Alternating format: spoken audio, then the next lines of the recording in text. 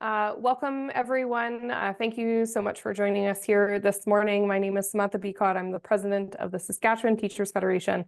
I'm joining you from Treaty 6 territory in the traditional lands of the Métis. I want to start the announcement today here with a few thank yous as well. Obviously, thank you to all of you for joining us, as I said. I would like to share a thank you with the Minister of Education in recognition of the challenges that students and teachers are facing in the pre-K to 12 public education system, and for his commitment to begin improving the conditions in classrooms through multi-year funding agreement and accountability framework. I'd also like to say thank you to students and to families and to members of the public for the support that you have shown throughout this, as well as your patience. I know sanctions are never an easy time for anyone. I can definitely say that on behalf of teachers of Saskatchewan, that these are not easy actions to take, but we appreciate your support through all of the actions that we have taken. Over the past couple of weeks, I have appreciated the discussion around the Memorandum of Understanding and Accountability Framework that has happened between Saskatchewan Teachers Federation as well as the Ministry of Education. Through those discussions, I'm pleased to say that we have been able to make sufficient progress on the language within the MOU and the collective agreement. Through this, we are happy to say that we will be looking forward to accepting the government trustee bargaining team's invitation to return to the bargaining table next week with their renewed mandate. In good faith, as of 11:59 tonight, we will be suspending sanction action. This bargaining process has been challenging for everyone, and through that, relationships have been strained. We hope that this offer is the first step in rebuilding respectful relationships within the education sector, specifically with the teachers, Ministry of Education, and the Saskatchewan School Boards Association. Hopefully, this is a step towards a relationship where the teaching profession is valued and respected for their knowledge and expertise, and that there is a genuine commitment to collaboration. With the long-term commitments of funding and an accountability framework ensuring that school boards direct those funds to the classroom, teachers look forward to working together with all education sector partners as we strive to improve the experiences of all of our students in classrooms across Saskatchewan and deliver the high-quality education that the 200,000 students that we serve deserve and have a right to. So thank you so much for joining us here today. I'd be happy to answer any questions that you have if you raise your hand. Alec. Hi, Samantha. Would you just be able to speak a little bit about what specific progress was made on the MOU and language within the collective agreement? We know that that's really been the sticking point, was the framework of accountability of classroom composition and complexity. But if you can elaborate a little bit on changes to that language, where you got to and what that looks like. All right, so we have been talking about concerns that the STF has had with the language that was proposed within the MOU. And I'm happy to say through that back and forth conversation, we were able to get it to a point where some of our concerns were addressed. So like I said, it's enough progress that we're able to get back to the table and start to have a more fulsome conversation about all of the proposals that we have brought forward through this bargaining process. And as I said before, and I know I've heard the Minister of Education echo this, I do think that we are closer to an agreement on all of the topics than we have been in the past, and hopefully the process continues relatively quickly. I guess with that change, though, will classroom complexity and composition, will those be addressed within the collective bargaining agreement? So the MOU and multi-year funding agreement, we have talked about the need for them to be put into the contract. And as I said, our concerns have been addressed. And so we're still working out specific details of what that language is going to be exactly. But we're happy with the commitment that the Ministry of Education has made and through the GTBC to have those issues addressed. Thanks. Thanks. Keenan? Hi, Samantha. I just spoke with Minister Cockrell about half an hour ago. He was very positive and optimistic. I'm getting from your tone today that you are also very positive and optimistic. Would you say you guys sort of cleared a hurdle here? It just seems like a completely different tone than what we've seen the last couple of weeks. Absolutely. I know there has been an ongoing dispute, and with that strains relationships. I do think that there's a recognition that we need to refocus on finding those solutions and working together to find those solutions for everyone. I do feel that that has been a change that I've seen with the ministry and with the minister. And so, like I said, I'm hopeful that this is a step in the right direction, that we can continue on this good work, and in the end, it's only going to benefit our students that we're here to serve and we're here to support. Last time you guys were at the table, there was lots of, he said, she said, we were at the table, they weren't, all of that kind of stuff.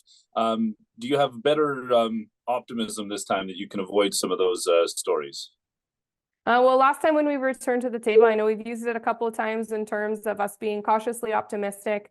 The conversations leading up to this have been that change in tone. And so we are looking forward into the next week in good faith.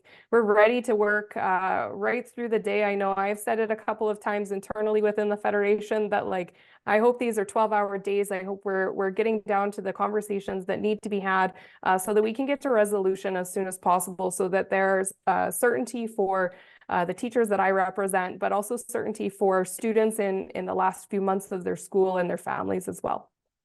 Last quick one for me is I just wonder what your message is to parents. It just seems in the last couple of weeks, again, just a lot of people patients seem to be wearing thin as they just really sort of wanted a solution to this. And now it seems we are sort of closer than we were before. I just wonder if you have any message specifically for parents. Well, as I said, the support that we have seen from parents throughout the bargaining process, all the way, I mean, even before, when we're starting to prepare for bargaining and talking to parents about the challenges that they experience and their children experience through the pre-K to 12 education system, that support has been overwhelming. And we know, and we've had the conversations about the fact that sanctions are challenging.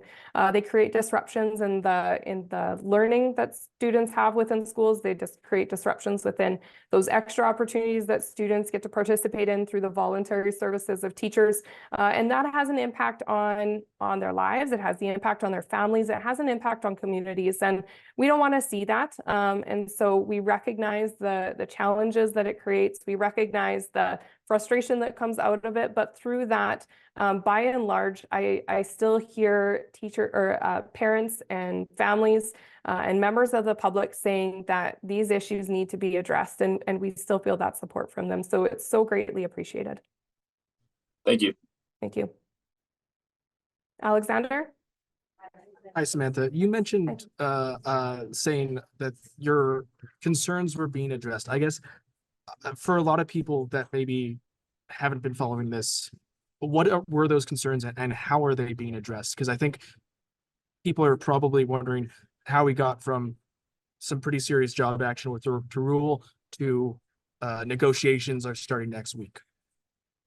I know these things happen really quickly, and I know it's a bit of a shock. And so in terms of the concerns that we had talked about over the last couple of weeks, we really needed to be able to see that what was being committed to within the Memorandum of Understanding and Accountability Framework, as well as the multi-year funding agreement, were real commitments. And we have seen a willingness to ensure that there is language that provides those guarantees and provides better assurances around supporting students in their classrooms and around accountability.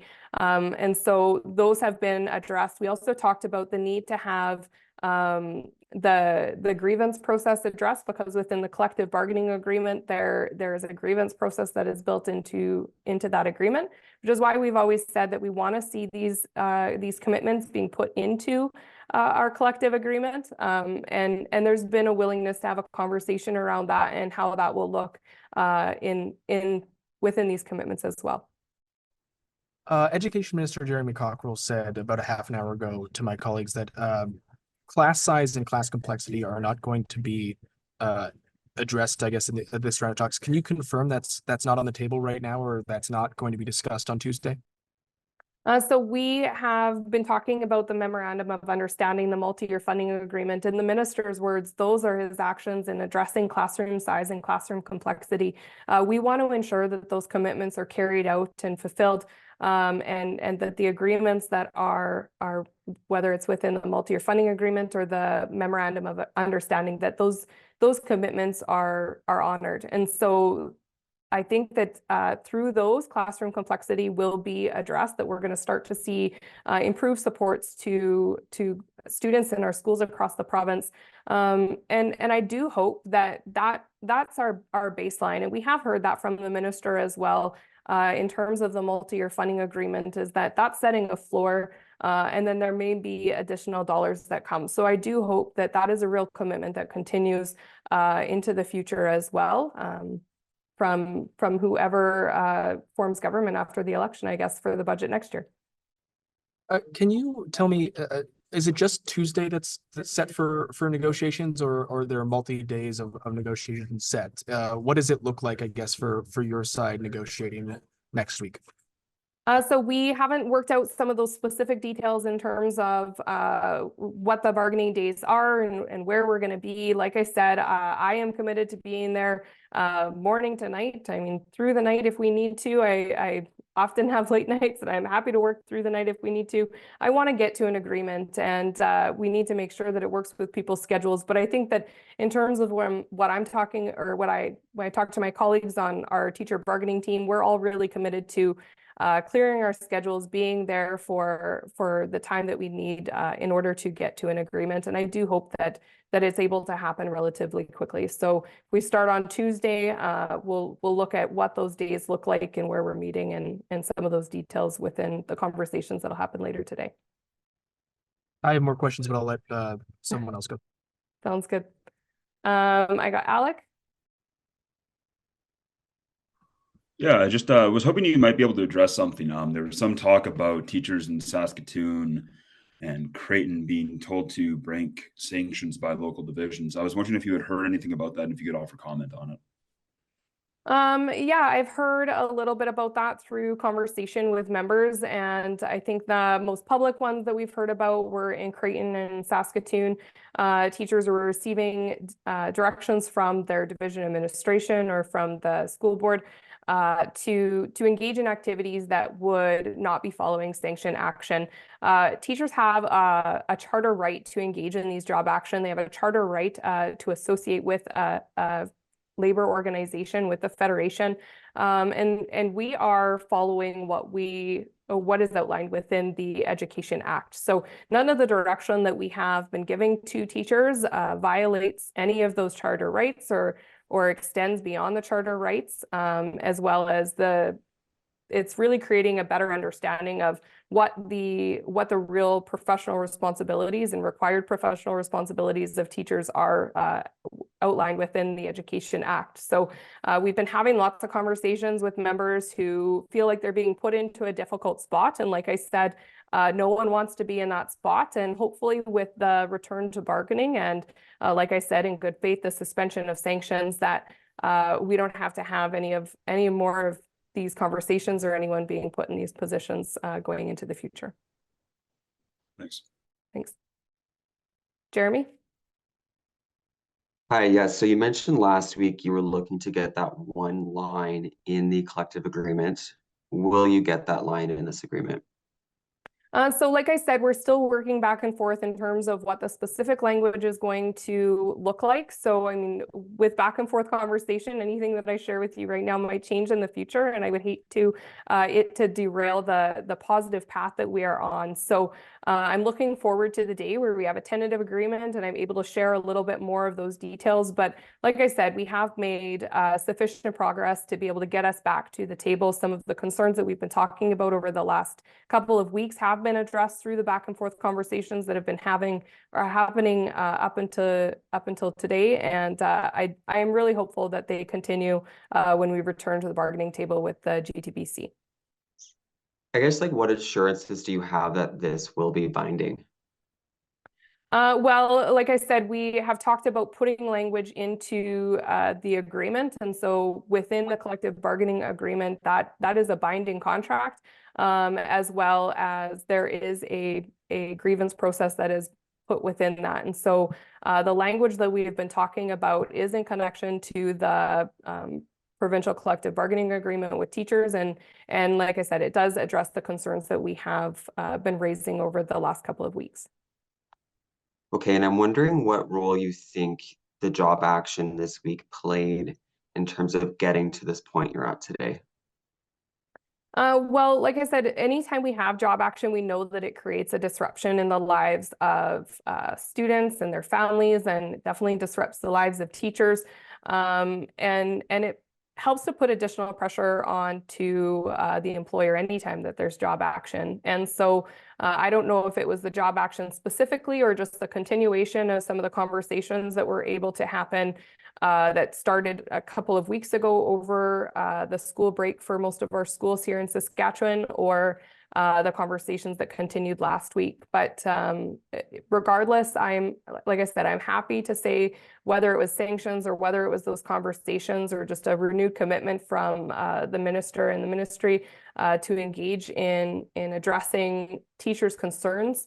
I'm happy to say that we're at a place that's really good right now, and looking forward to being able to get to an agreement. Okay, thank you. Thanks, Jeremy. Alexander? So I just wanted to get clarity. Was it a offer from the province that got this back to the bargaining table, or did you make the offer? How exactly did that work? Well, originally the MOU was offered from the Ministry of Education. There was some back and forth within there. And then, as Jeremy had referred to, on Friday of last week, unfortunately, we received a no around the one line that we wanted to have put into the collective agreement. We did have a ministry official reach out to the Federation to continue those discussions around what could go into an agreement and what could satisfy all people who are involved, or all parties who are involved. And I'm happy to say that like I said, we're at a good place here, and looking forward to being able to get to a resolution relatively quickly. Thank you. We've heard that the Regina Christian School sent a letter saying it would not be abiding by the work to rule action, and that the school is currently operating as normal without sanctions. Are you able to comment on that? And are other schools permitted to do that kind of action? I haven't received that specific letter, so I'm not 100% sure of the details of it. But it might have been an exemption that was submitted as a request more than a statement. Like I said, I'm not 100% certain in terms of what was put into the letter that was sent. All STF members have a right to association. They have a right to take these actions. And like I said, as of today at 11:59 tonight, we'll be lifting all of our job action, and hopefully these conversations are conversations of the past around job sanctions, and we'll be looking at how do we implement a collective agreement that supports all of the Saskatchewan Teachers Federation members across the province, and ultimately supports the students in those classrooms as well. Thank you. Thank you. Okay, so not seeing any other hands up or any other questions in the chat again. I want to thank everyone for joining us here today, and specifically thank all of the media reporters who are here. It has been a lot over the last few months within education and through the bargaining process, but specifically since January, since our job action started. I am hopeful with the suspension that we have with job action today and the return to the table next week that we will find a resolution. But I do want to share my thanks to all of you in the work and the effort that you have had sharing about the realities of teacher bargaining and the realities of education in classrooms across Saskatchewan. And as well, a broader thank you to all of the parents and families and students and obviously teachers. Thank you for your commitment to fighting to have improved supports for students. And my final thanks would go to the Minister of Education for being open to that collaboration, and hoping that this is a path forward where we can start to rebuild some of those relationships and really benefit the kids in our schools. So thank you so much for joining us.